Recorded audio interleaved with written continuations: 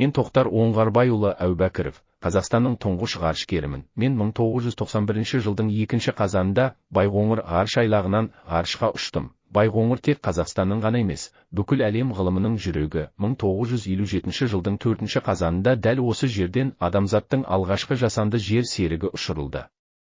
Бұл оқиға ғылым тарихындағы жаңа дәуірдің басталуына себеп болды. Ал 1961 жылдың 12 сәуірінде Юрий Гагарин алғаш рет ғарышқа көтерілді. Бұл адамзаттың шексіз мүмкіндіктерінің дәлелі болды. Ғылым дамыған сайын қоғамда өзгерді. Жаңа технологиялар пайда болды, өндіріс дамыды, адамдардың өмір сүру деңгейі артты. Бірақ сонымен қатар экологиялық мәселелер де туындады. Табиғаттың ластануы, ресурстардың азаюы сияқты қауіптер пайда болды. Бүгінгі таңда білім ең басты күш. Қазіргі әлемде мемлекеттердің дамуы адамның білімі мен қабілетіне байланысты. Білімді ұрпақ қана жаңа технологияларды жасап, жаһандық мәселелерді шеше алады. Сондықтан ғылым мен білім адамзат болашағының негізі.